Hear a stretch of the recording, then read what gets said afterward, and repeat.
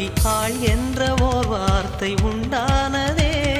காதல் என்ற மந்திரத்தின் மாயம் என்ன, கல்லும் முள்ளும் இப்போது பூவானதே.